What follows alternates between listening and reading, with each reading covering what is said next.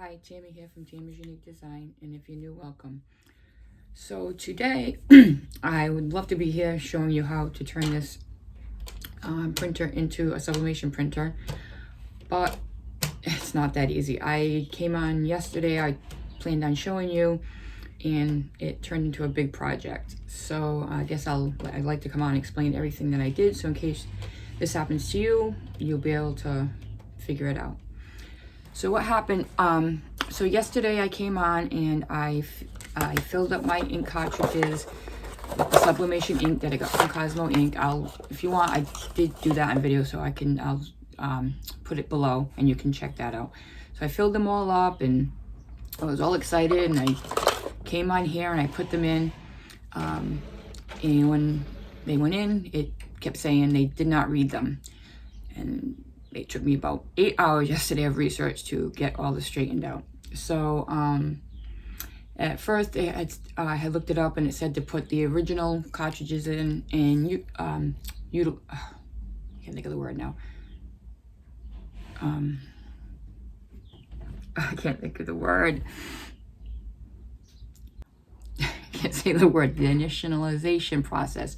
So I did that. I put the original ones in. I did the initialization process. I can't say the word.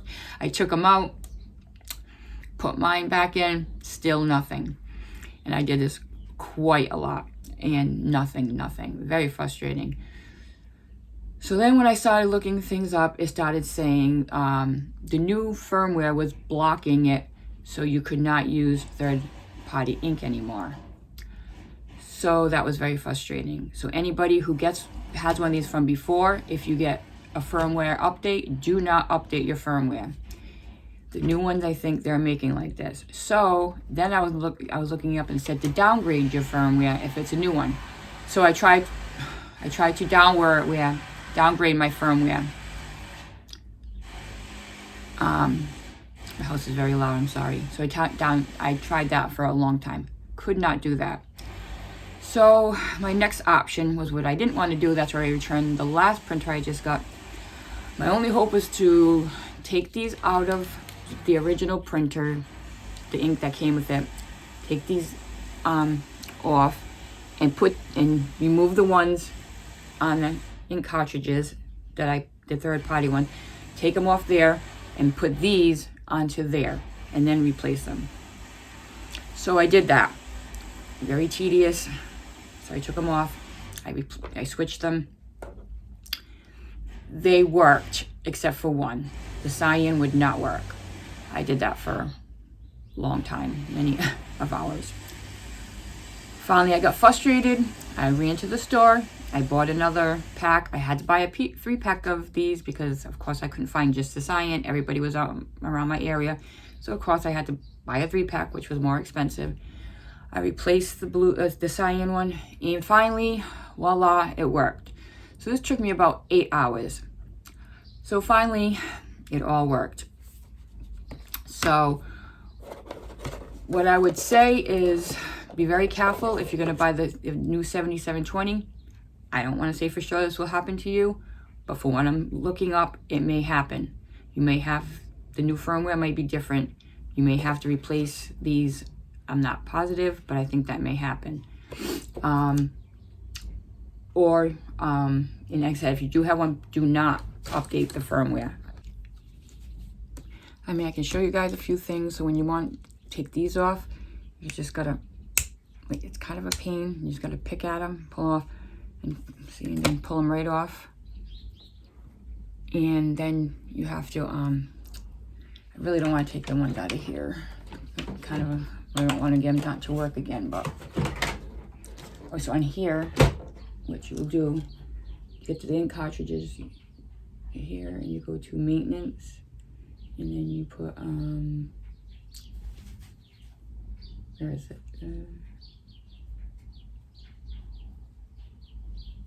What is it? Oh, replace ink cartridges. Hit stop.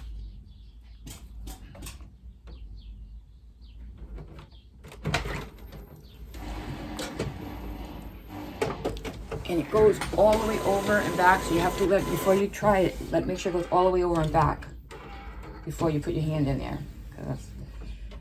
And then there's a little cover here you lift up. There's a little cover. Oh, sorry, this thing swings. There's a little cover that you lift up, and then you just pop it out. I'll be very, hopefully I get this to work again.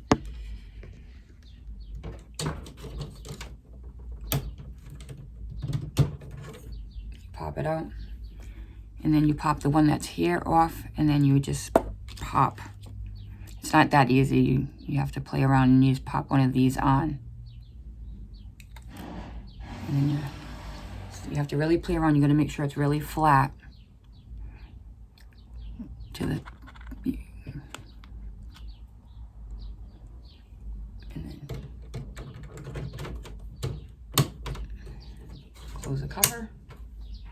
And then when you close it, I don't want to hear that beeping sound of death noise that I kept hearing yesterday.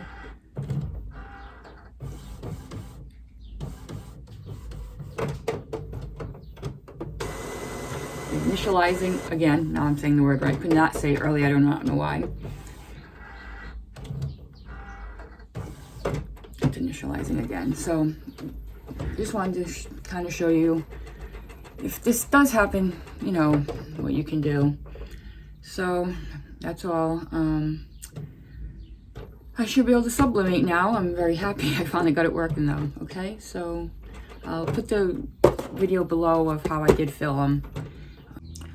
Okay, so what I did want to tell you is you'll want to do a head cleaning and a nozzle check, because when you run the original ink cartridges through, it'll do the initialization process, so you'll have some ink in there. So you'll have to run it through and probably do a nozzle check a few times, because at first the yellow kept coming out pink.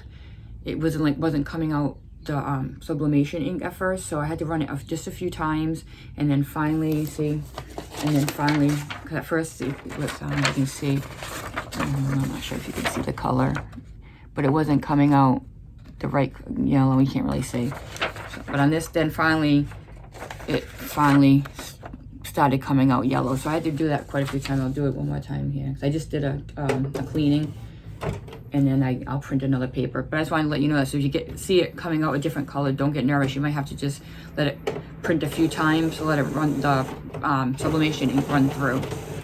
So don't get like nervous, because like I did. But yeah, I just let it run a few times, and then finally the sublimation ink will start running through. And now it's running through. So okay, just wanted to let you know that too. So, and I guess that's about it. So thanks for watching, and I'll be back with more videos. So if you have any questions, just let me know, and I'll be back. Bye.